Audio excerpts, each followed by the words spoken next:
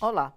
Na reunião do Conselho de Direitos Humanos da ONU, no dia 30 de maio de 2012, o Brasil recebeu 170 recomendações para a melhoria dos direitos humanos no país. Entre elas está a de abolir a polícia militar, pois, de acordo com o relatório, a PM é acusada de execuções sumárias e de violações destes direitos. Apesar das orientações, o Brasil acatou apenas 159. Não incluiu o fim da PM sob o argumento de que é inconstitucional. E os episódios de violência vão se acumulando. Da morte do pedreiro Amarildo, à repressão aos professores do Paraná em abril de 2015, passando por qualquer protesto de rua, especialmente no estado de São Paulo. Sem falar no crescente uso da alteração da cena do crime. Por tudo isso e muito mais, essa polícia que ganhou corpo durante a ditadura militar no Brasil, que foi treinada para defender o Estado e não o cidadão, é muito contestada. Ela precisa continuar existindo? O fim da polícia militar é o tema do Bom para Todos, que começa agora. Nós temos que expor o Ministério Público, nós temos que chamar o Ministério Público a esse baile, porque ele está omisso, ele está ausente. Quando chega no judiciário, ele pede o arquivamento, porque o menino reagiu e aceita o que o policial coloca no papel. A polícia é testemunha dela própria. Considerada uma das que mais matam no país, a Polícia Militar de São Paulo viola os direitos humanos. Você vai ver agora a reportagem feita pelo seu jornal em janeiro de 2016. Nela, o coletivo Advogados Ativistas alerta sobre o desrespeito às diretrizes internacionais de controle de manifestações. A Polícia Militar de São Paulo tem reprimido com violência as manifestações convocadas pelo movimento Passe Livre contra o aumento da tarifa do transporte público. Esta advogada, especialista em direitos humanos, não tem dúvidas. A ação truculenta da PM fere a legislação brasileira, além de diretrizes internacionais, como das Nações Unidas e da Organização dos Estados Americanos. Depois de assistir à reportagem feita pelo seu jornal sobre o protesto do Passe Livre do dia 12 de janeiro, Vivian Calderoni apontou os abusos cometidos pelos policiais. Esse é um vídeo síntese, é uma atuação, uma estratégia adotada pela polícia que viola as diretrizes internacionais, inclusive, sobre o tema de atuação da polícia em protestos. Podemos destacar a presença da tropa de choque, que já estava a postos antes mesmo do início do protesto, antes mesmo do início do ato. A tropa de choque é a tropa de elite da polícia, que deve ser utilizada como último recurso em um momento de extremo confronto. Luiz Guilherme Ferreira, do coletivo Advogados Ativistas, também analisou as imagens. Ele destaca que o uso das armas menos letais, como bombas e balas de borracha nos protestos, é feita pela PM de forma totalmente irregular. A questão da bala de borracha tem que ser visar uma pessoa específica que esteja sendo violenta ou esteja causando tumulto e pegar essa pessoa, atirar só nela, retirá-la do protesto e ter contabilizadas as balas, etc. Isso não é feito de forma nenhuma. Nas imagens, o advogado também identifica outras violações, como revistas aleatórias antes dos atos e tentativa de determinar trajetos. Para você revistar alguém, tem que existir fundada suspeita, né? E em contexto de manifestação, eles usam isso de uma forma geral, assim, né? Então, todo mundo que vai para o protesto, aquilo que eu falei, é tratado como polícia desde o início. Mas chegar a uma investigação sobre a truculência da PM não é fácil. Em 2013, o movimento Passe Livre pediu a abertura de um inquérito para investigar a violência cometida durante os atos de junho daquele ano. A investigação, no entanto, sequer foi considerada pelo Ministério Público Federal, que alegou não ter competência para isso. O que vemos é que, então, após os atos de 2013, há uma tentativa de apuração de responsáveis pela atuação irregular e ilegal e não há nenhuma punição disciplinar desses envolvidos.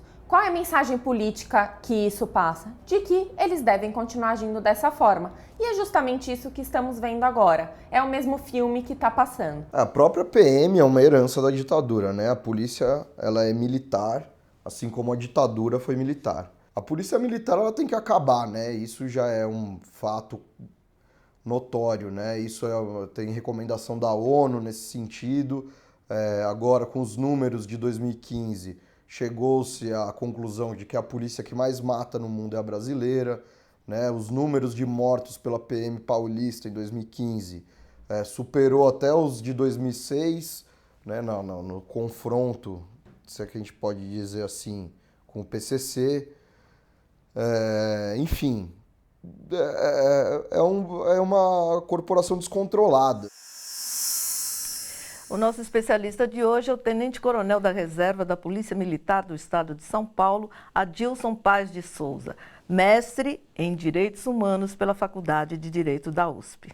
Tudo bem, Adilson? Combinamos de chamá-lo de Adilson, né? Com o maior prazer, tudo ótimo, um prazer imenso estar aqui com vocês novamente.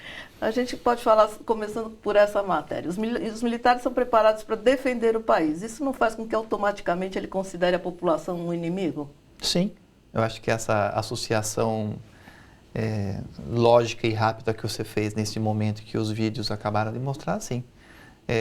Nós temos a atuação das forças policiais, a imagem e semelhança dos efetivos militares treinados para combater o inimigo. Sim. Isso é fato. O fato de um manifestante, de uma pessoa estar na rua manifestando, significa que ele é um inimigo, ele deve ser tratado como tal. Tanto é que eles saem sem identificação ou com uma identificação esdrúxula, que é um combinado de letras e números, totalmente diferente da identificação usual deles, que é nome. Eu sou um policial militar, nossa identificação se faz por nome. Sim. Um nome, não um número. O equívoco já é do princípio, E né? nesse contexto de manifestação, ou não tem identificação, ou tem identificação de nome, de letras e números. Quer dizer, é um contexto de guerra, onde o inimigo não tem direito a saber a identificação das forças amigas. São pequenos detalhes que você vai juntando, vai somando e dá esse trágico resultado. A primeira pergunta da população, de certa forma, revela como conhecemos pouco os nossos direitos de cidadão.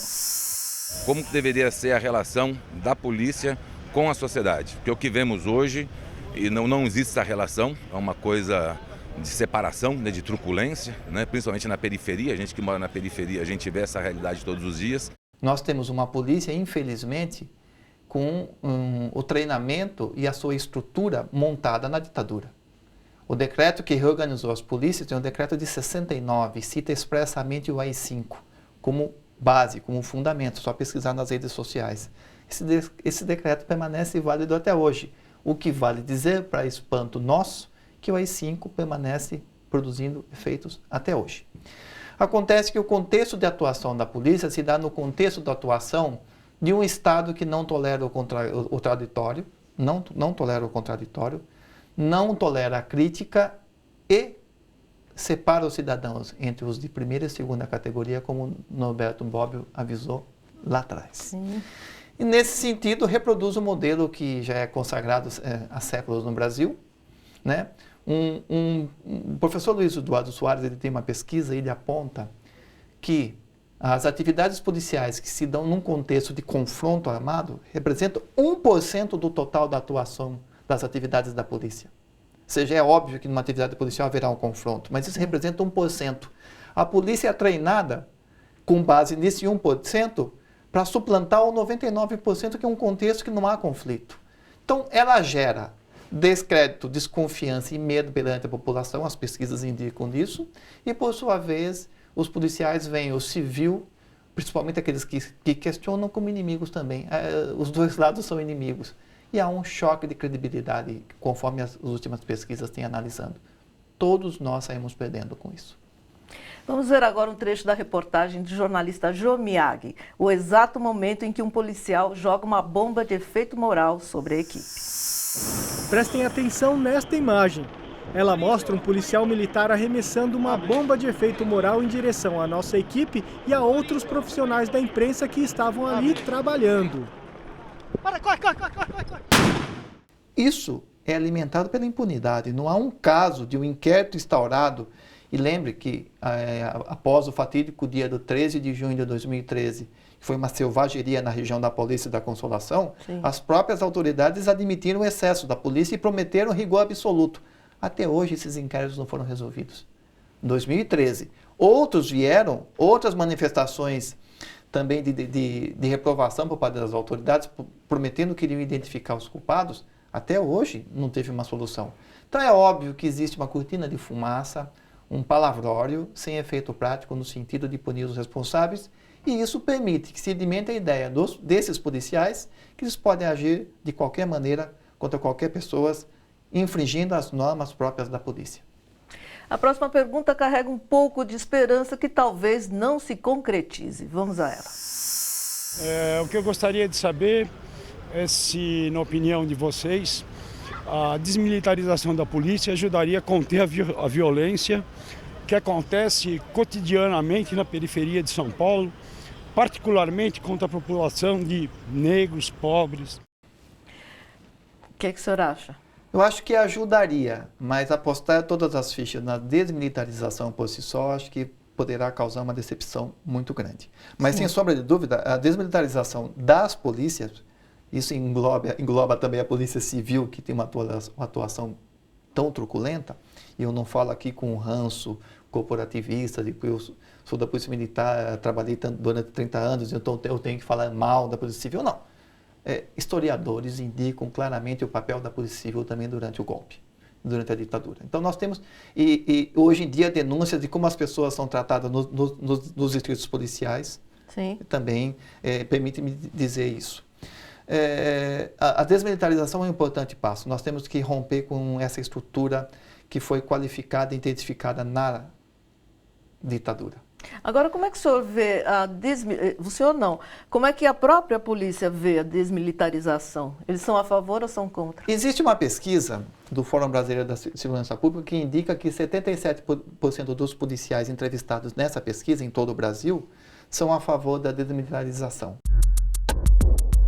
A desmilitarização consiste na mudança da Constituição, de forma que polícias militar e civil constituam um único grupo policial e que seja desvinculado das Forças Armadas, sendo todo ele de formação civil. A emenda à Constituição mais recente que circula no Congresso Nacional é a PEC 51/2013, de autoria do senador Lindbergh Farias, do PT do Rio de Janeiro. Prevê a reformulação do sistema de segurança pública e o modelo da polícia no país. No próximo bloco, um movimento de mães que começou com o objetivo de esclarecer a morte dos filhos, hoje também luta por mais humanização da segurança pública. Então há uma cobrança das Mães de Maio para a nossa presidenta, que a desmilitarização é necessária. A gente temos que barrar as metralhadoras em cima dos nossos filhos, jovens.